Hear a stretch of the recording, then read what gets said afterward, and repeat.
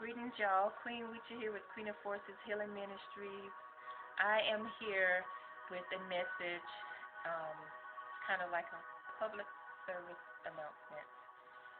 A message I started receiving on Saturday, and I don't even have my notes with me, so I'm going to do the best I can off my memory and whatever else flows through as I'm speaking.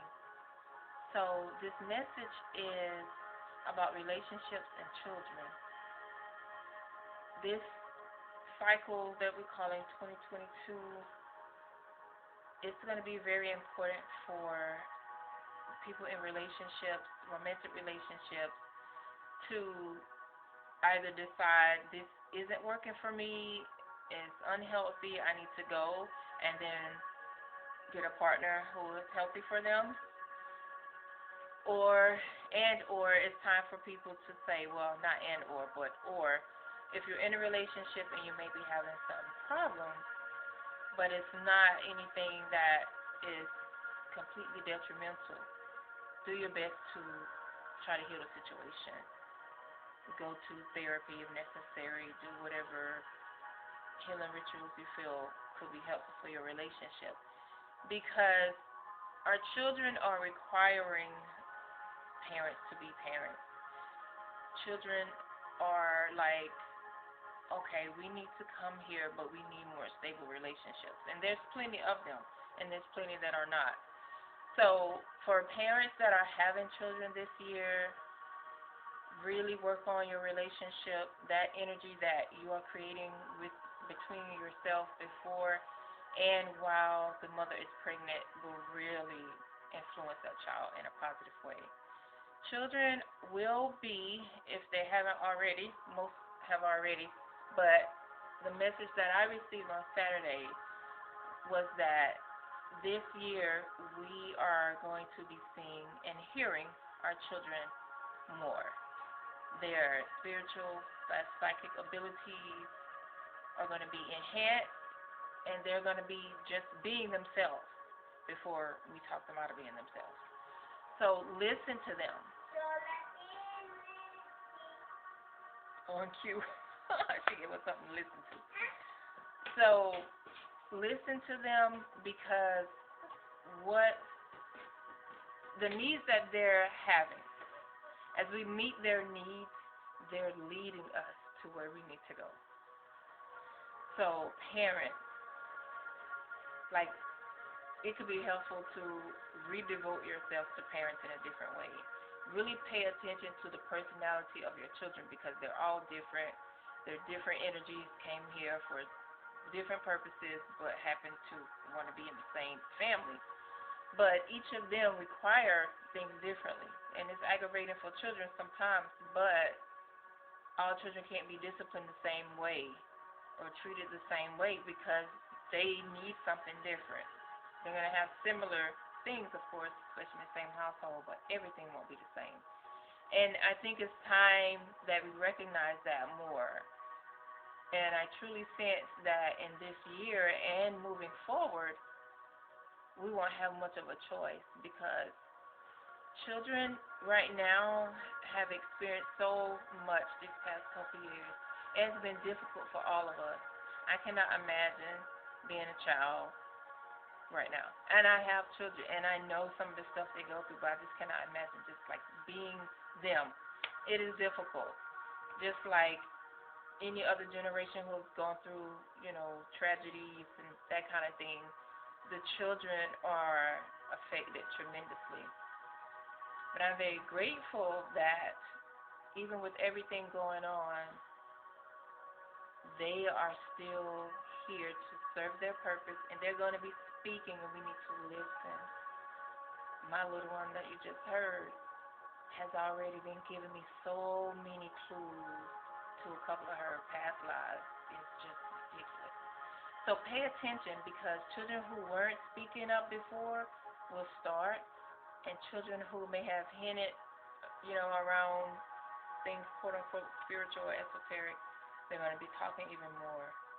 So pay attention, because in nature, they're going to be feeling the energy of plants and trees, and rocks and water, and they're going to be telling us.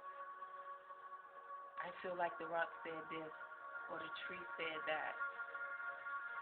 I'm not talking about just somebody making up a lie. I'm not talking about what some would call schizophrenia. I'm talking about children being in tune with the universe and being able to express what they're sensing to us. Parents, you know your children. If you don't know your children, recommit to knowing your children. Because their needs can change, just like our needs change. So we have to pay attention to their patterns and really listen. The dreams they're going to be having are going to be out of this world. Encourage them to journal, write down their dreams, or you write them down. But just pay attention because they're going to be seeing and sensing things that we may not see and sense. But pay attention. And you know your child. Again, if you don't, recommit to getting to know them better and getting to know yourself better and who you want to be as a parent and what type of relationship you want to have in front of your children. Because we're molding them, and we know if we've experienced trauma growing up in childhood, it's so important for us to heal our stuff because we automatically give it to our children if we don't. So please listen to them. Take care of their personal needs, whatever their soul needs. Try to get in tune with them, meditate with them, pray with them. Allow them to express themselves, of course, within limits, but really pay attention because they're leading us, they're showing us. And if we are their parents, then we've agreed to have a relationship with them and to honor and respect their life and their soul's mission as well. So, and some of us have some negative contracts with our children that exist as well, or unpleasant ones, I guess you could say. But anyway, that is the gist of my message. Listen to them. They're speaking. They're showing us. They're giving us ideas. These children are requiring stability, safety, and it can be very challenging right now for many of us to feel stable and safe. All the changes that keep occurring, so many changes every time you turn around.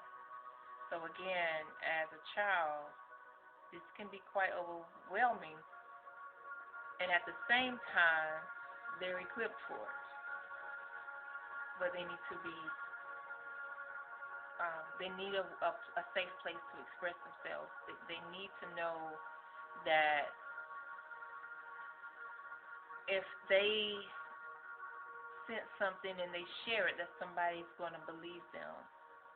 And even if you don't believe it, even if you feel like this is strange for your child or any child you may hear something from, even if you don't believe it, just don't tell them you don't believe it. Make a note of it in the back of your mind if you want to just keep track of what they may be telling you to see if something makes sense later. But don't discourage them. You can say, oh, that's nice. That's wonderful. Cool.